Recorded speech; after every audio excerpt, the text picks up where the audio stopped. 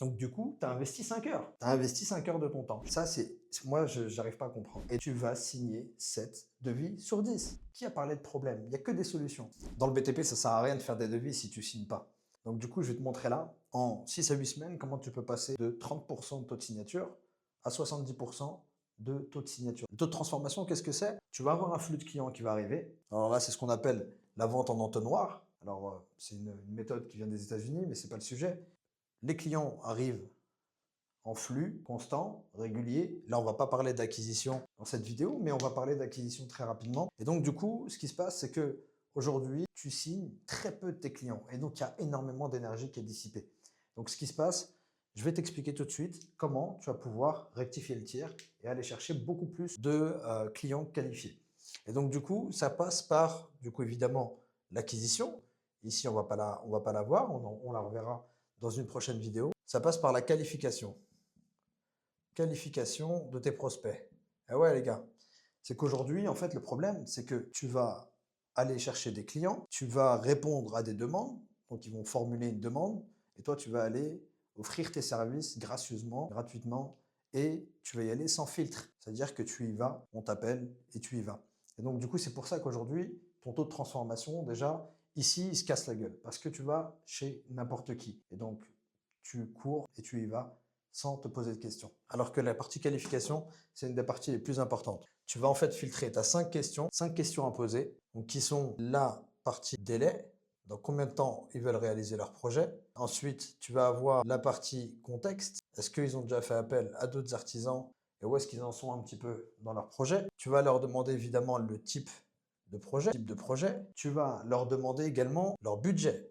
Est-ce qu'ils ont un budget? Le but, c'est pas d'obtenir le budget. Le but, c'est simplement de savoir s'ils ont un budget déjà fixe ou si c'est des faiseurs de devis ou des rêveurs. Ça arrive aussi parfois. Vu que toi, tu es un professionnel et que tu connais ton métier par cœur, ben, c'est toi qui vas savoir leur dire effectivement, bah, tu es électricien, c'est une rénovation générale, la maison a fait 120 mètres carrés, il faut faire toute l'électricité, passer la terre, refaire le tableau, etc. Tu sais que ça coûte entre 10 et 15 000 euros.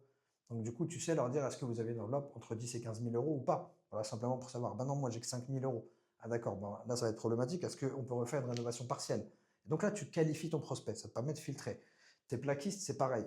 Tes maçons, c'est exactement la même chose. Tu es plombier, ça fonctionne de la même manière. Vous connaissez votre métier, vous savez combien ça coûte. Et donc du coup, l'idée, c'est d'avoir une fourchette, donc savoir s'ils ont un budget léger, s'ils ont un budget confortable ou s'ils ont un budget important. Et donc du coup, ça va te permettre encore de filtrer. Et ensuite, la dernière question, ça va être de savoir s'ils sont plusieurs décisionnaires. Donc s'ils sont 2 décisionnaires, monsieur, madame, il faut avoir les 2 absolument présents au rendez-vous. C'est hyper important. Parce qu'en fait, sinon tu vas t'amuser à faire des allers-retours. Et donc l'idée, c'est de dire, voilà, bah, est-ce que vous êtes le seul décisionnaire sur le projet? Donc si vous n'êtes pas le seul décisionnaire, est-ce que madame peut être présente lors du rendez-vous? Parce qu'en effet, on va quand même aborder des choses importantes, c'est un projet de vie, etc. Donc je préfère que les 2 parties prenantes soient présentes. Et surtout, bah, j'ai des questions bien précises à vous poser. C'est un projet de vie, encore une fois, que ce soit pour un restaurant, que ce soit pour des bureaux, que ce soit pour une maison, pour un appartement, peu importe. Il faut que tu aies les 2 décisionnaires. Si tu as affaire à un architecte, c'est important aussi d'avoir le client final. Parce que l'architecte, sinon, il va s'amuser au yo-yo avec toi et il va te balader de droite, de gauche et tu vas perdre du temps, de l'énergie et c'est du temps que tu vas pas donner à d'autres clients. La qualification, hyper important, c'est le premier filtre. Ensuite, une fois que ton client est qualifié, donc super, si ça se passe bien, s'il n'est pas qualifié, si il a un projet dans 12 mois, tu lui dis écoutez, je pense que c'est un petit peu prématuré. Donc à ce moment-là, soit tu te notes pour le relancer, donc tu te mets une note dans ton calendrier et tu le relances, soit tu lui demandes gentiment de revenir vers toi quand son projet sera un petit peu plus abouti. Et donc, du coup, ce qui se passe, si il y a déjà 10 artisans, il a fait déjà appel à 5, 6, 7 entreprises, oublie, passe à autre chose, tu es sur un faiseur de devis, et lui, c'est quelqu'un qui va rechercher du prix.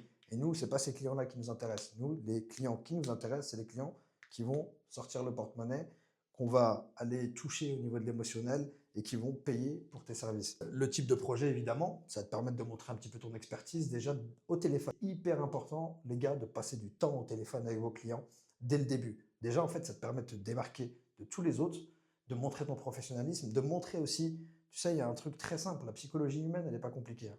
L'humain, il n'est pas compliqué. Quand tu permets à ton client de voir que toi, tu es quelqu'un de prisé, de plébiscité, d'occupé, c'est quelque chose qui va le rassurer indirectement. Et comme je le dis souvent, et ça vous le connaissez dans tous les domaines de la vie, fuis-moi, je te suis-moi, je te fuis. Et donc si tu montres que tu es disponible tout de suite, ça va malheureusement, ça va pas t'aider et ça va montrer à ton client que tu es ultra disponible et c'est pas normal parce que ça peut faire peur de savoir qu'un artisan n'est pas occupé. Et donc du coup, c'est hyper important de lui dire, bah écoutez, merci de nous avoir appelés. Donc voilà, tu le remercies chaleureusement de faire appel à tes services. Seulement, voilà, j'ai pas mal de demandes. Il ne faut pas hésiter à dire j'ai pas mal de demandes, montrer que tu es chargé, montrer que tu es demandé et lui dire j'ai pas mal de demandes. Donc du coup, j'ai deux, trois questions à vous poser. Est-ce que ça vous va? Et donc là, tu lui poses toutes ces questions-là. Le délai, c'est un projet dans combien de temps? Si c'est dans moins de 3 mois, c'est top. Si c'est dans 6 mois, c'est tiède. Et si c'est dans plus de 6 mois, c'est froid. Et donc, du coup, tu vas mettre des freins. Le contexte, savoir s'il y a du monde sur le projet. Est-ce que, voilà, est-ce que vous avez déjà fait faire des devis ou est-ce que vous en êtes dans votre démarche de travaux? Le type de chantier, bah, ça, il te l'aura déjà expliqué. Le budget, du coup, voilà, l'idée, c'est pas de savoir si vous avez un budget exact, parce que voilà, vous faites appel à mes services, c'est pour que je puisse vous deviser la chose. Mais moi, l'idée, c'est de savoir si le projet est déjà bien avancé. Est-ce que vous avez un financement? Est-ce que vous avez une enveloppe budgétaire pour ce projet? Oui, non. Est-ce que c'est un budget? Voilà, il t'a expliqué quel type de travaux c'était. Donc, très rapidement, tu peux lui dire, bah, voilà, type de travaux là, bah, j'ai fait d'ailleurs pas très loin de chez vous un projet. Et puis, bah, ce projet-là, il s'est levé à 15 000 euros. Est-ce que c'est un prix qui vous choque? Il faut vraiment pas hésiter, les gars, à parler d'argent. Beaucoup, et en France, de toute manière, c'est un petit peu tabou de parler d'argent. Sauf que c'est le nerf de la guerre. Et ils savent très bien qu'ils vont avoir à payer. Et donc, si tu parles d'argent sans retenue, ça va être beaucoup plus simple dans la démarche commerciale derrière. Dans le BTP et de toute façon, dans tous les business en général, il ne faut pas hésiter à parler d'argent, leur montrer que ça ne te fait pas peur et que c'est un domaine que tu maîtrises et que tu es expert dans la matière. Et comme je disais souvent à mes clients, et je vous le dis, ce qu'il faut leur dire, c'est que le budget qu'ils ont pour ces travaux-là, dans tous les cas, tu vas le prendre, tu vas le prendre. L'idée, c'est juste de le dépenser comme il faut. Tu n'es pas là pour leur vendre le plus cher possible. Le prix du marché reste le prix du marché. Ton temps, main-d'œuvre, matériaux, etc. reste le même et c'est à peu près pareil pour toutes les entreprises. Sauf que moi, voilà, j'ai besoin de savoir où je mets les pieds. Est-ce que vous voulez rouler en Clio ou est-ce que vous voulez rouler en Ferrari? Si vous ne me dites pas le budget que vous avez, ben moi, je ne peux pas non plus adapter mon projet et vous proposer des choses qui sont cohérentes en fonction de votre budget. Ensuite, ça passe à la visite technique. Donc, il passe le premier filtre, c'est la visite technique. Donc, la visite structurée. La visite structurée. Et ici, se fait 80% de la vente. Si elle est bien faite, 80% de ta vente, elle est faite ici. Pourquoi? Parce que c'est la première fois. Comme on dit, la première impression, c'est celle qui compte le plus. Donc, quand tu vas faire une visite structurée, intelligente, étape par étape, tu as tout gagné. Et donc, je vais t'expliquer comment elle doit se passer cette visite. Tu dois, d'abord, quand tu arrives, faire ce qu'on appelle un brise-glace. Donc, une phase d'ambiance. En fait, tu vas parler de sa maison. Ça fait combien de temps que vous êtes là? Tu vas parler de son chien, tu vas parler de ses fleurs, s'il a la main verte, ou de sa voiture, ou de sa moto, s'il y a une moto devant la maison. Ça permet en quelques secondes de décontracter le client et de briser la glace, comme son nom l'indique. Et donc, du coup, tu arrives dans une phase un petit peu plus décontractée. Tu n'as pas besoin d'être un super commercial, de faire la tchatch, etc. Simplement d'être sympathique et d'être comme tu pourrais l'être avec ton ami, avec ta famille, etc. Une fois que tu as fait ton brise-glace, tu passes aux questions. Donc, du coup, tu vas lui dire expliquez-moi un petit peu votre projet avec vos mots. Donc, vous avez déjà parlé, du coup, on est ici. Donc, vous avez déjà parlé, et donc, l'idée, c'est de pouvoir lui poser des questions. Pourquoi? Pour qu'il te donne les arguments que tu vas te servir derrière. Et donc, du coup, tu en as 5 des questions. Tu as 5 questions. Donc, l'usage. Ok, donc, pourquoi est-ce que vous voulez faire ces travaux? Moi, j'ai besoin de savoir un petit peu comment est-ce que vous vivez, que ce soit des bureaux, encore une fois, que ce soit un hôtel, que ce soit un restaurant, que ce soit... Voilà, j'ai besoin de savoir l'usage exact. C'est quoi votre type de clientèle? Si c'est une maison de particulier, un appartement, vous êtes combien à vivre dans le foyer? Est-ce que vous avez des enfants? Est-ce qu'ils sont en bas âge? Est-ce que c'est des enfants adolescents? Est-ce que c'est des adultes? Comment est-ce que vous vivez? Est-ce que vous mangez plus dans la salle à manger ou est-ce que vous mangez plus dans la cuisine? C'est des choses qui sont importantes. En fonction de la rénovation ou des travaux qu'on va être amené à faire, mais j'ai besoin, moi, de prioriser par rapport à votre usage. Donc, du coup, j'ai besoin de savoir. Et en plus, là, en fait, tu vas arriver dans un côté un peu psychologique où le client, bah, tu lui donnes de l'importance. Tu sais, c'est un petit peu comme tout le monde. Quand aujourd'hui, je viens de voir, je te serre la main, je te dis bonjour, sec, brut, bête et méchant, tu vas me dire, ouais, bon, voilà, soit ça passe, soit ça casse, on s'en fiche. Par contre, si je te dis salut, comment ça va? Et juste, je t'ai demandé juste comment ça va, je ne te connais pas, mais dans ta tête, tu vas dire, lui, il est sympa parce qu'il m'a dit comment ça va. Et ben là, c'est pareil. Tu vas lui poser des questions personnelles. Et donc, quand tu vas rentrer sur la phase personnelle, ils vont se dire, cette entreprise, déjà, effectivement, elle a un petit quelque chose que j'aime bien. Donc du coup, l'usage, et surtout que ça va t'aider derrière à chiffrer. Ensuite, les contraintes. Les contraintes, c'est quoi les contraintes? Pourquoi il veut faire ces travaux? Quelles raisons contraignantes l'ont poussé à penser à ces travaux? Est-ce que c'est du fonctionnel? Est-ce que c'est de l'entretien, donc de l'obligatoire, parce que voilà, faut entretenir, parce que c'est trop vieux, parce que ça va se casser la figure, parce que c'est pas aux normes, etc. Ou est-ce que c'est parce que c'est un plaisir confortable et c'est purement du plaisir. Et plus ça va être émotionnel, et plus ils vont dépenser d'argent. Et plus ce sera rationnel, et moins ils vont dépenser d'argent. Ensuite, tu vas leur demander les priorités. C'est quoi? Quelles conditions sine qua non il faut dans votre projet? Qu'est-ce que vous ne pourrez pas mettre de côté? Quelles sont les priorités que vous voulez voir absolument dans votre projet? Si ces choses-là ne sont pas dans le projet, vous ne pourrez pas donner suite. Ensuite, tu vas parler des dates souhaitées.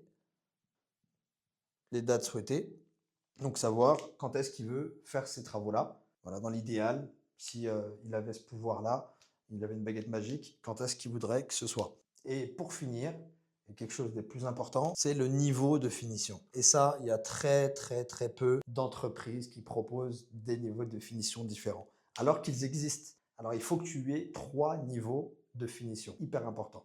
Tu as le niveau économique, tu as le niveau confort et tu as le niveau haut de gamme. Tu es peintre, tu sais très bien qu'il y a la finition A, la finition B, la finition C. Comment que j'expliquais ça à mes clients pour prendre le sujet de la peinture, l'exemple de la peinture? La finition A, c'est ce qu'on fait dans les palaces. Ça concerne 5-10% des projets. Et donc, c'est ce qu'il y a dans les 5 étoiles. Donc, on est sur un ratissage en plusieurs passes avec une peinture haut de gamme, impression, 2 couches de finition, voire 3 couches. Et donc, du coup, là, on est sur des prestations qui sont autour des 60 euros du mètre carré. La finition B, 80% à peu près de la clientèle choisit cette finition-là, sur de la rénovation, hein. Partons sur de la rénovation. Ça va être un enduit partiel, 30%, 50% selon l'état du mur. Et ensuite, on va avoir 2 couches de finition. Et donc là, on est sur une peinture standard, on est sur du confort. Et ensuite, on va avoir la finition C, qui est la pire, la moins bien. Et donc là, c'est tout simplement ce qu'on met en HLM. Donc ça va être de la toile de verre, et puis une couche de peinture 2 en 1, ou bien 2 couches de peinture de basse qualité. Et donc, la première, on va être à 15-20 euros du mètre carré. La deuxième, on va être à 30-35 euros du mètre carré.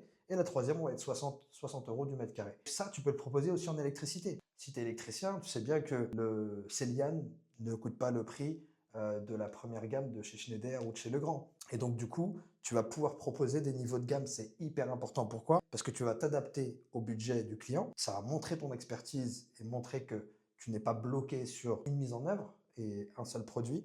Ça va aussi surtout te donner toi des billes par rapport à ton chiffrage. Parce que si ici on est en économique, parce que je sais pas, c'est un marchand de biens par exemple, donc lui c'est un mec qui est rationnel, il veut le moins cher parce qu'il veut faire une opération immobilière, là tu sais que tu vas aller sur de l'économique. Tu vas pas te prendre la tête, pourquoi? Pour essayer d'être compétitif et de gagner le projet. Si on est sur une famille, confort, ils veulent, voilà, c'est des cadres ou pas, hein, ça peut être aussi monsieur, madame, tout le monde. Ils veulent la formule confort, ce que 80% des gens. Et souvent, les gens, quand tu leur donnes 3 possibilités, ils vont souvent venir ici. Les 80%, ils vont venir vraiment au milieu parce qu'en fait, ils n'ont pas envie d'avoir la moins bonne qualité, puis ils ne veulent pas avoir le haut de gamme parce qu'ils savent que ça coûte très cher. Et donc, la plupart du temps, tu vas être au milieu. Mais ça va te donner une information, très importante sur toi, comment derrière tu vas chiffrer le devis. Donc, tu ne vas pas perdre de temps à chiffrer des choses qui ne sont pas adaptées. Et donc, une fois que tu as posé ces questions-là, tu es encore dans la visite, hein, donc c'est la première rencontre que tu as eue avec lui. Donc là, tu vas lui expliquer un petit peu comment tu travailles. Il t'a expliqué son projet, il t'a expliqué l'usage, les contraintes, les priorités, les dates souhaitées, le niveau de gamme. À partir de ce moment-là, tu as des billes, tu sais exactement ce qu'il attend de toi. Et donc, du coup, tu vas lui dire, voilà, bah écoutez, maintenant, je vous explique un petit peu comment on travaille. Moi, voilà, tu t'es présenté évidemment juste avant, tu t'es présenté également au téléphone lors de la qualification. Mais là, tu vas rentrer un petit peu plus dans le détail. Tu lui exposes qu'est-ce que tu vas faire, c'est hyper important. Les gars, faut pas aller prendre le mètre et puis aller comme un fou dans tous les sens dans la maison, n'importe où. D'ailleurs, il vous suit même pas, il est même pas avec vous dans le projet. Et vous êtes en train de faire vos maîtrises, vos machins. Vous griffonnez sur vos cahiers ou sur votre téléphone, sur votre tablette.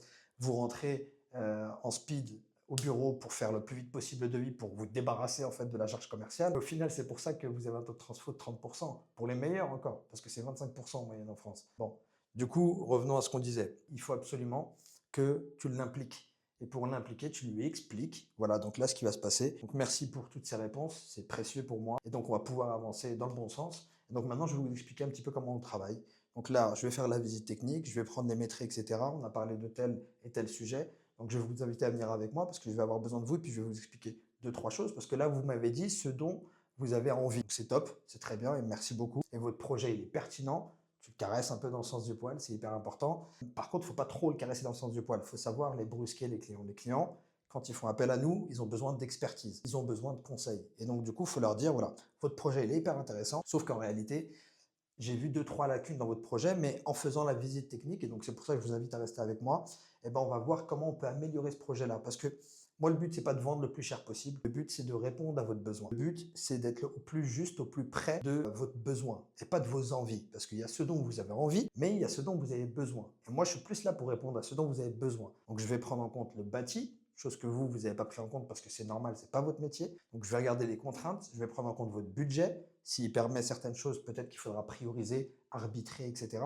Et je suis là pour ça. Donc, si vous avez fait appel à notre entreprise, nous, on se doit de vous donner une qualité de service et donc, du coup, de vous conseiller de la meilleure manière possible. Et donc, c'est ça l'erreur que tous les artisans font. 90% des artisans le font. Les gars, s'il vous plaît, si vous voulez vendre efficacement, prenez à cœur le projet comme si c'était pour vous, tout simplement. Et c'est ça qu'il faut dire aux clients. Le chantier, je vais le traiter comme si c'était pour moi et ma petite famille. Donc, que ce soit professionnel ou pas, ça reste un être humain. Il a une famille, il sait de quoi vous parlez. À partir de ce moment-là, tu vas passer à ta prise de mesure. Prise de mesure. À partir du moment où tu prends tes mesures, ici, il faut absolument, lors de la visite technique, que tu puisses trouver une faille dans son projet ici. C'est hyper important. En fait, peut-être, alors je vais prendre un exemple, un bateau, une salle de bain. Il rénove une salle de bain, et ça c'est vrai dans tous les sujets, hein, dans tous les métiers. Et donc il rénove une salle de bain, il veut une douche, et il parlait de mettre une douche dans le fond à droite par exemple, alors qu'il y a un sous-rampant, et il faudra mettre une paroi de douche, mais qui sera sur mesure pour le coup. Alors que toi, tu regardes les tuyaux, l'alimentation d'eau froide, les évacuations, en 2 temps, 3 mouvements, parce que tu es dans le métier, tu es un expert, tu sais que tu peux mettre la douche à droite où il y a 2,50 m, un peu plus de 2,50 m de hauteur, et donc il n'y aura pas besoin de parois sur mesure. Et vu qu'il t'a parlé de son niveau de gamme et qu'il voulait être sur de l'économique ou du confort, tu lui dis écoutez monsieur, si on met la douche à l'endroit où vous vouliez, on va être sur une paroi sur mesure. Et donc là, on n'est plus sur du haut de gamme, on est sur des parois qui coûtent 2, 3 fois, voire 4 fois le prix d'une paroi standard. Donc moi, je vous conseille de mettre la douche là. Est-ce que ça vous embête? Et en fait, là, tu es en train de retourner le cerveau du client et de lui montrer qu'il a besoin de toi. Et dans sa tête, à ce moment-là précis, il se dit c'est lui que je vais prendre. Parce qu'en fait, tu montres ton expertise, tu le conseilles et tu ne réponds pas simplement à sa demande. Et c'est là la différence. Donc, lors de la prise de mesure, tu trouves des failles dans sa demande à lui. Et donc, c'est ce qui va te permettre de passer d'un artisan lambda à un artisan aguerri. Donc, du coup, trouver des failles. Une fois que tu as fait ça, tu vas récapituler. Donc, à la fin, tu récapitules, très important avant de partir, les gars, parce que tout le monde prend, c'est des photocopieuses. La plupart, je suis désolé, mais la plupart des artisans, c'est des photocopieuses. Les clients viennent, ils ont une demande. Vous repartez avec la demande du client. D'accord, monsieur, au revoir. Je file, je fais le devis, je balance le devis par mail, une bouteille à la mer, et on verra ce qu'il advient. Mais ça ne marche pas comme ça, legal business. Donc, une fois que tu as fait ça, tu récapitules et tu lui expliques, voilà, donc du coup, si j'ai bien compris votre projet, votre but initial, l'usage, les contraintes, les priorités, les dates souhaitées et le niveau de gamme, c'était ça. On a fait la visite ensemble. Donc, du coup, au final, on s'est mis d'accord sur ça. On est bien d'accord, monsieur. On est bien d'accord, madame. Si c'est des associés, si c'est des architectes, tu prends l'accord de tout le monde. On est bien d'accord là-dessus. OK, c'est bien ça que je chiffre. Et là, OK, tu valides ton brouillon, tu valides ta prise de notes et tes mesures. Et donc, tu peux clôturer gentiment en disant, bah voilà, écoutez, je vous remercie pour votre temps, merci pour vos précisions. Une visite, ça ne dure pas une demi-heure. Une visite, ça ne dure pas 3 quarts d'heure, ça dure 1 h 30, 2 heures, parfois plus. Sur des gros projets, ça peut durer 3 heures. Si c'est une rénovation à 200, 300 000 euros, ça peut durer 3 heures. Donc récapitulatif, qui te permet de valider. Et ensuite, tu lui dis, écoutez, dans 7 jours, vous avez votre devis. Dans 10 jours au maximum, vous avez votre devis. J'insiste les gars là-dessus, il faut absolument que le devis, vous l'envoyez dans les 7 ou dans les 10 jours. Si c'est plus loin, c'est trop lointain. Il faut battre le fer quand il est chaud. Il faut être ultra réactif. Donc, vaut mieux que tu fasses moins de visites, mais que tu transformes plus. Parce que si on transforme au final 70% des visites qu'on fait, donc là, on a un flux entrant de clients.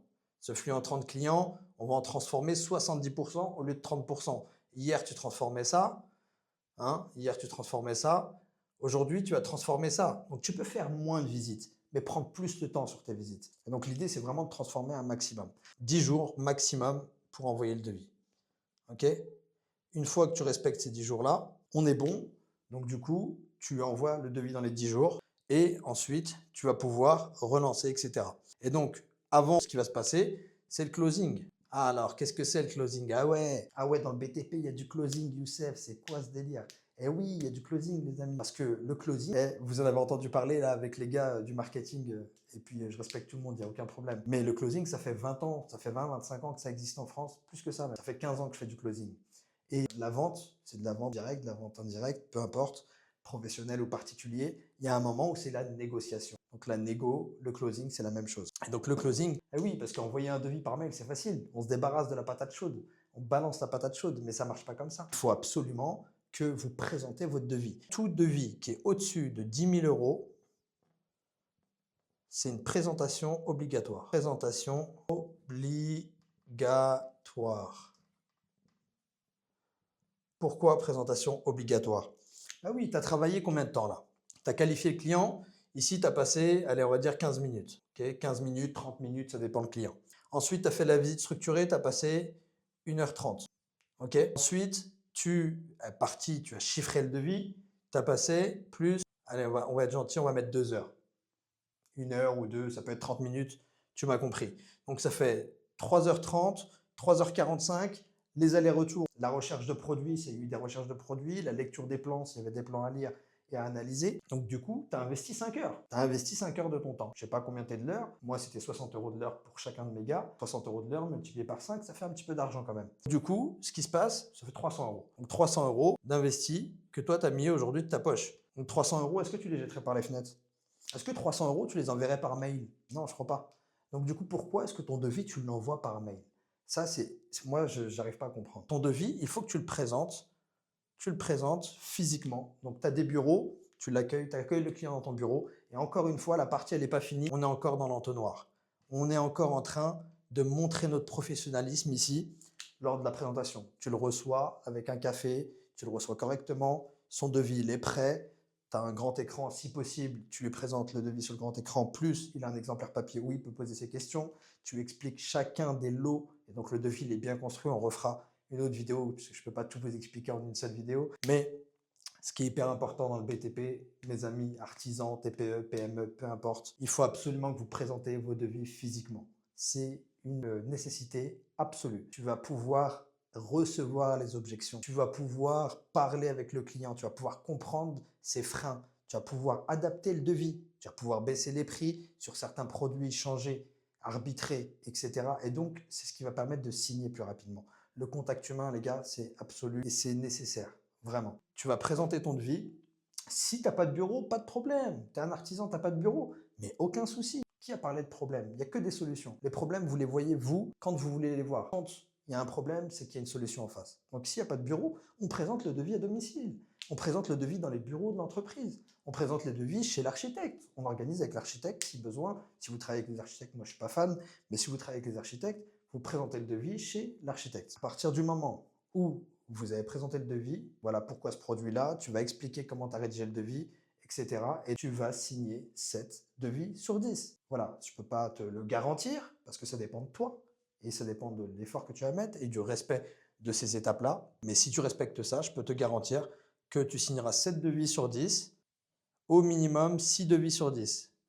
Mais tu vendras avec des bons prix. Pourquoi? Parce que tu as qualifié ton prospect. Tu vendras à des bons prix. Pourquoi? Parce que tu as fait une visite structurée. Donc, tu t'es démarqué, tu as éliminé la concurrence. S'il y avait 2, 3, 4 artisans qui sont passés avant toi ou après toi, tu les élimines, tu le tues dans l'œuf, la concurrence. Et c'est hyper important dans le BTP aujourd'hui de se démarquer. Il y a énormément de concurrence. Le marché, il est large, ne croyez pas. Ici, cette demande-là, elle sera toujours existante. Mais les gens, ils achètent à manger, ils consomment, ils travaillent. Il y aura toujours besoin d'entretenir, il y aura toujours besoin de rénover. Le marché, il est existant. C'est dans vos têtes. Tout se passe dans votre tête. Donc, en fonction de comment tu te places, tu vas effectivement subir ou tu vas réagir et te démarquer. Et dans le bâtiment, je sais que c'est très, très facile de se démarquer.